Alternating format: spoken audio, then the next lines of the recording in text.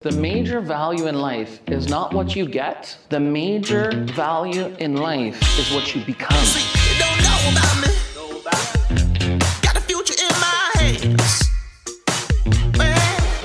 What you're in fact doing is you're exploring an incredible adventure and telling others that they can do it too. I'm going to make this as brief, as concise, and as impactful as possible. I'm going to speak for about 12 minutes, and I'm going to just deliver 3 messages. All 3 of these messages, I hope, light a bit of a fire, all right? And all 3 of them are distinct. One is 1 slide, one's about 5. And then what I did to start this presentation is I decided I would do something very tactical. Whenever you're presenting to a room full of agents, my belief is that they should be able to walk out the room with something that they can immediately implement into a commission generating activity. So I've got 3 slides. If you guys want to take pictures, you're more than welcome to. This is my 7-figure client and advocate business model. I'm not good at a lot of stuff. I'm definitely not good at door knocking, cold prospecting, open house, Google, online leads, or some of the other conventional things, but I'm very good at what I do well and what I prioritize, which is the people around me and the people around them. I focus on repeat and referral business, and I focus on alliances. All right, so this is my model. If you have any questions about any of these things, this is what we do every year, and we scale it by 22% a year. Feel free to send me a DM. Second thing, a lot of real estate agents will say, well, what's your tech stack, right? Is anybody from the vintage that used to do deals without DocuSign? You remember those days, right? These are the things that I use every day, all right? Except KV Core, I put it in there. I'm not a big CRM guy. That is my CRM. I don't use it every day. And then lastly, these are my best team practices. So I have incredible retention on my team. We lead by culture. We've been able to create a group of like-minded, smart, entrepreneurial top producers. We cultivate talent. We don't revolve the door. And my job as a team leader is to be a servant leader. My job is to make sure that when I wake up in the morning, right after making sure my wife and my kids, they're the shareholders of my company, are taken care of, my next job is to make sure that the members on my team have everything they need to go out and crush it. So here's the question. If you can do that, 7-figure advocacy program, and you got your business going, right? Business is good, right? I've been doing this now 17 years. And right around the time of year 6 or 7, we stopped burning as much fuel and we caught some altitude, right? We caught some breeze. So what happens? Has anybody heard of the term lifestyle inflation? Lifestyle inflation says you get the watch, you take the trip, you buy the house, you eat at the nice restaurants. And when you start acquiring these things, that's beautiful and that's part of capitalism. But the big question is, once you have that, now what, right? Is anybody into professional development, personal development? A lot of you are. Me and you, we talked about reading Daily Stoic. Christina, we went to Archangel Summit together. This question of substance, this question of impact, this question of what are you doing with your time should be the question that you seek to answer every day. And for me, what I've discovered is that people are most excited, people are most happy, people are most joyous when they're doing 2 things. Does anybody have a guess at what those 2 things are? Giving and growing.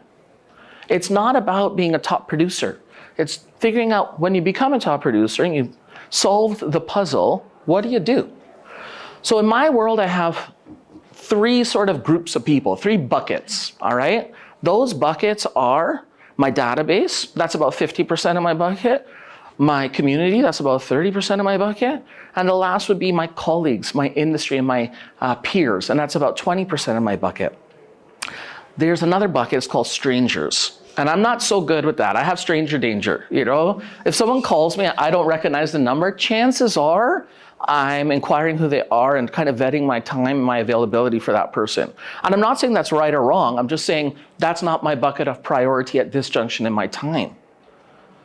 So with these buckets, I challenge every single person in this room to say, what will you do to be of impact?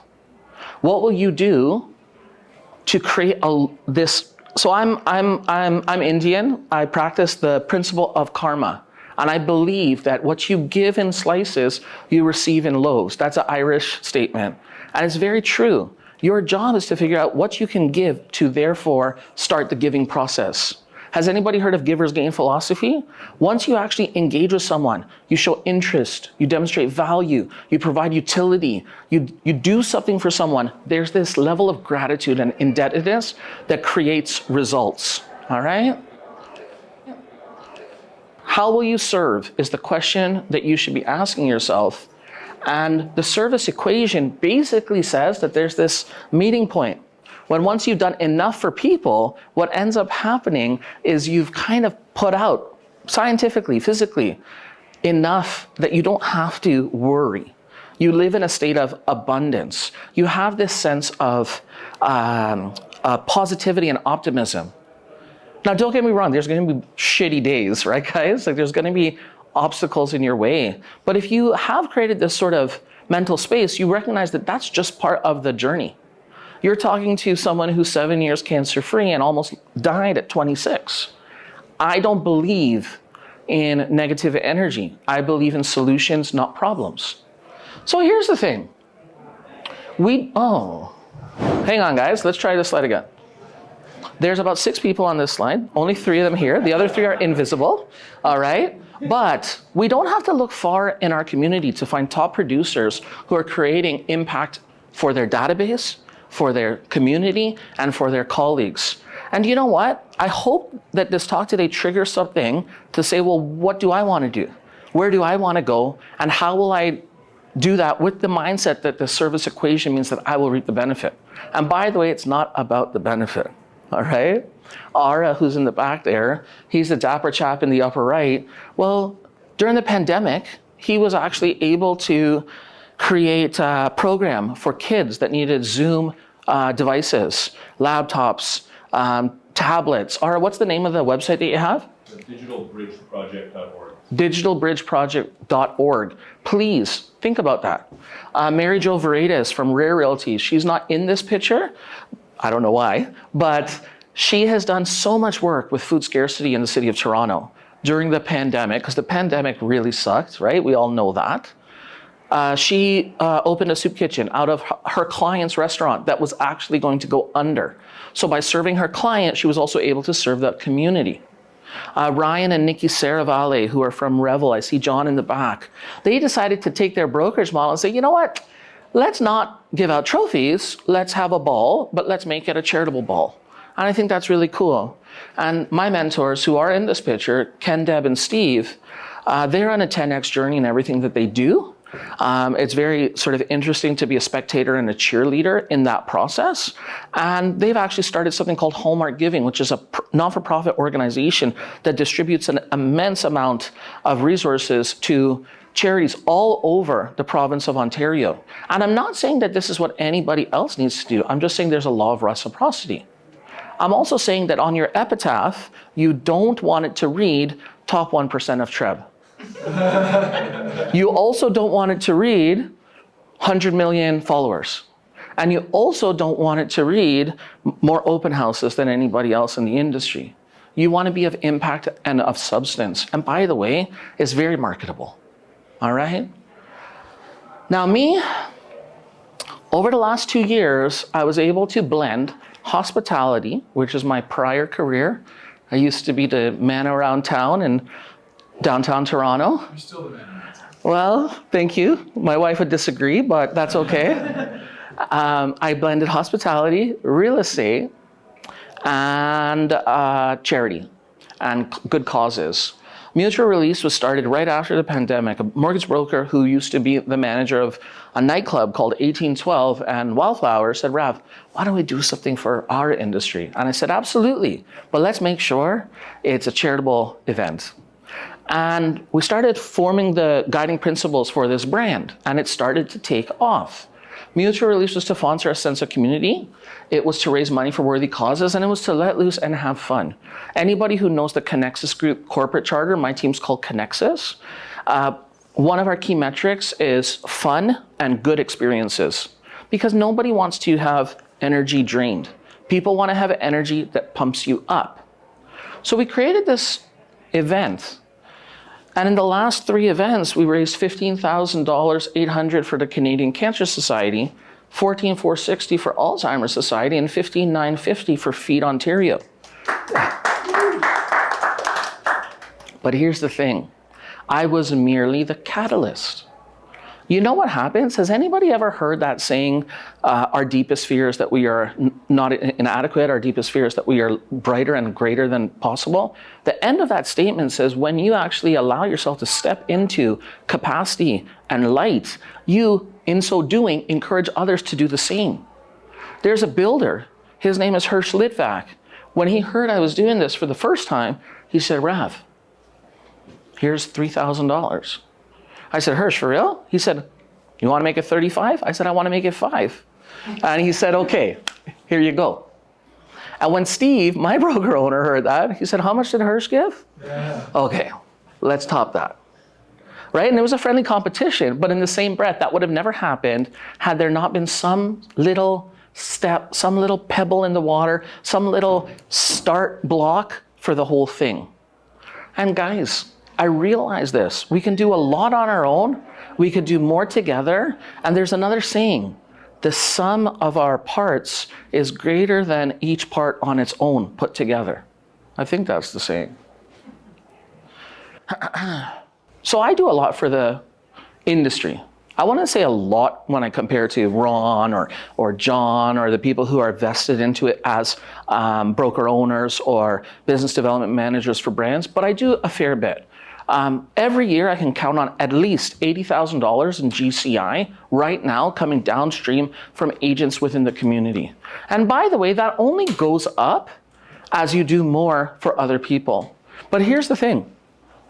That's only one metric for anything that is related to giving to other people, right? And as we grow and as we mature, we realize that while money is an important metric, it's right up there with oxygen, right? Let's be honest. If you don't have money, you cannot do a lot of things. It's just plain and simple. But it's not the be all and end all. Ask yourself this. Write it down. Think about it.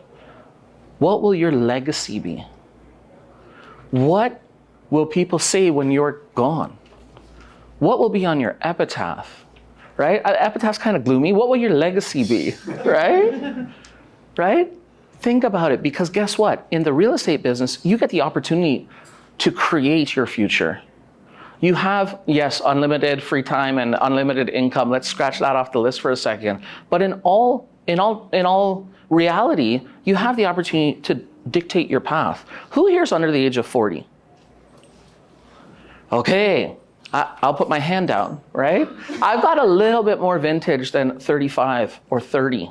And when I was about 35, one of my mentors said to me this really impactful line. He said, why not you? That's such a great question, because it's not hard to play small, but it benefits nobody, right? Now the method, I put that in the first 3 slides. I said, this is what I do, and I don't do much more. I don't complicate my business. I am working on a couple other pillars because the market's a little wonky, so I've got some stuff cooking. But I know what I can do, and it's very predictable. And I don't do everything else. Life is about creating meaning, and meaning doesn't come from what you get. It comes from what you give. And this is the last message I want to leave you with today. All right? And this is not to offend anybody. This is not to, point the finger at anyone, but this is to point the finger at us. All right? We're very good at showing shiny trophies. We're very good at showing accolade and success. And sometimes we're good at writing the comment saying, thank you to my clients, this is for you, or whatever version of that is, right? We're amazing at celebrating us, right? That's a little upside down, guys. Let's find ways to acknowledge how we can be of service in this industry. Let's find ways to create with our voice, with our social reach, with all the other tools possible, more impact, less lens on us. Right? In all honesty, I don't see architects, engineers, lawyers, accountants, doctors, dentists, or any other profession doing it the way we do for some reason, right? And I'm not saying it's wrong. I'm just saying let's just find a nice balance, right? I'm gonna leave you with one quote. Does anybody know Jim Rohn? That's my vintage again, right? Like, he's OG. But it says, the major value in life is not what you get. The major value in life is what you become. And I didn't say what you give, it's what you become. Because as you grow and step into the legacy that you're looking to build, what you're in fact doing is you're exploring an incredible adventure and telling others that they can do it too. Thank you.